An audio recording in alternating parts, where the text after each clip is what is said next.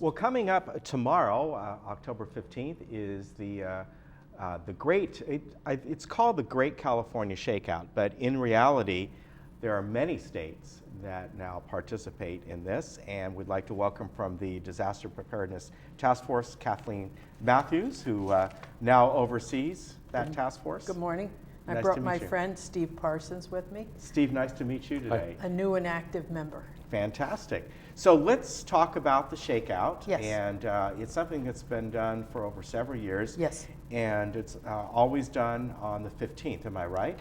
No. Or unless it's not on a, if it's, It's on a Thursday. Okay, on a The Thursday. third I thought it was Thursday. always 10:15 to 10:15. No. Okay.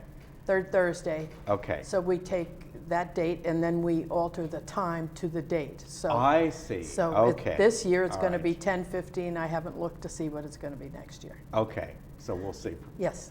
So tell me about what goes on, and this is really sort of a day of awareness, isn't it? Yes, and it sort is. of to kind of practice if a major earthquake hits. Exactly. Exactly.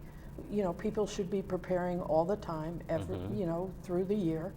But this is a day to focus on your preparations and Yeah. what you should do if an earthquake occurred. And an earthquake did occur in our area today. Right, of a Big Bear. Big Bear, right. I think it was a 3.6. Right. Drop, cover, and hold on to protect your head and neck under a sturdy piece of furniture such as this table, chair at home. Then after you do that, you can do that at any time. It doesn't have to be 10:15 exactly. Then begin to look at your supplies. Do you have water, extra water? Do you have food? Do you have flashlights in every room? Are your heavy pieces of furniture attached to your wall? Yeah. So then a shaker, they don't slide and tip over and injure you or your family. So this is just a day to focus on that. And you know, we have our office downstairs that we're working on this all year. Yeah. We're working on you this have a all- lot of good supplies and things. We have a down lot there. of good Yeah. supplies. We have a lot of free materials.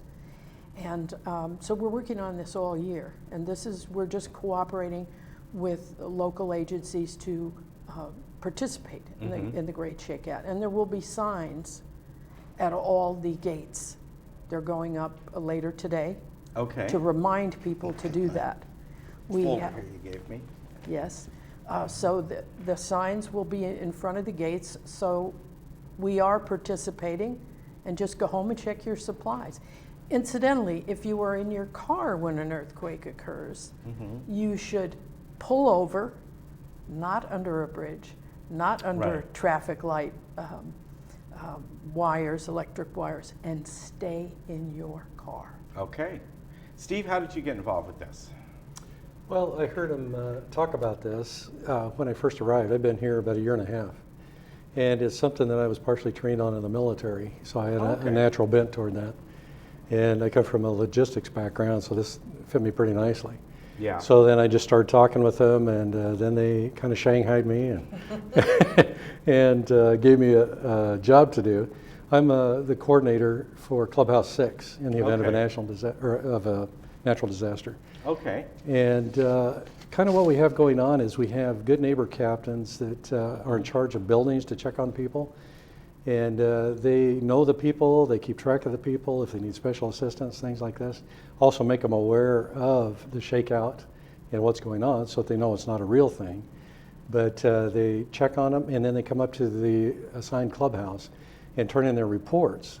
And then I go through that for my area, and anything that's really of a medical necessity, then we would pass on to the command center, which is here. And from there, then we work with the city on how to move people if we needed to, Okay. for responses and things like that by security. Very good. And what you have downstairs you have the Several items. I the brought several the This supply is a bags. first aid kit, which of course can be made by yourself, put in some Tupperware container, but we have the list of what's good items to put in there. This is a hose, a short hose that could be screwed onto your water heater, because the water heater is filled with 30 or more gallons of Right, clean water. exactly. So when you purchase one of these, which costs $6.75, check it immediately to make sure you see where the connection are. is with your water heater. And this little red bag here is a car emergency bag. Because again, you could be in your car when an emergency occurs. This has some water, some food, a food bar. It has a blanket. It has a mask, because again, sometimes we have fires in these areas with a lot of particulate. So masks are very important to have. Okay, So very good. And anyway, these are all available downstairs. all available As downstairs. is the checklist that you Yes. have down there. And there are checklists for all kinds of things, even for your pets, right? Absolutely. Yeah. A lot of people are very, proud and happy to have their pets at home, and we need to think of them in an emergency, and you have to have food and water for them, perhaps medication, and absolutely a carrier in case they have to be transported somewhere. But we want people to think about sheltering in place. If in an emergency, if there's nothing wrong with your home and there's nothing wrong with you, or very little, Right. then you absolutely stay in your home. You Okay. shelter in place. You don't begin to evacuate until you're told to do that. Okay, that makes perfect sense. And tomorrow, what are you folks going to be doing? Are you going to be basically doing a drill, being at Clubhouse 6 and getting reports from everyone? We simulate what's going on and then pass into the information. Also, how to set up a clubhouse to receive people. Okay. Those that need special care or just immediate first aid, things like that. We have decided that a clubhouse would be a natural place where people would go for information. Yes. Okay, so again, these reports from the Good Neighbor building captains that have gathered the information, the reports will be sent to the local clubhouses, excluding Clubhouse 2 and Clubhouse 7, because Okay. there are no residences there. But all the other clubhouses will be able to receive information and have radio contact with the incident commander, which will be designated by security. Okay, and what are your hours downstairs? We are open Monday to Friday, 10 to 12, and we also have materials available by the front reception desk when you come Okay. in this building, in the community center. So come in and get the information. We want to know that we're not the Lone Ranger. We're all working on this together. Okay. Go in an emergency, that's how it's going to be. Exactly. Head on down there anytime. As Kathleen said, their hours are 10 till noon. But if you want to pick up a first aid kit, water hose, get some information, get a checklist, they are there for you, and it's a wonderful resource to have here.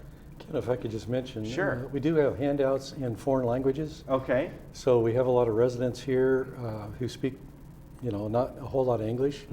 So this could really come in handy. So if you know someone that could use it, stop by the office, pick one up and give it to them, or actually bring them in. Okay, very good. Pleasure to meet you. Good to Kathleen, meet you. nice to see you again. Nice to see you too. And again, tomorrow at 10:15 is when it officially starts. You can go to shakeout.org and get more information.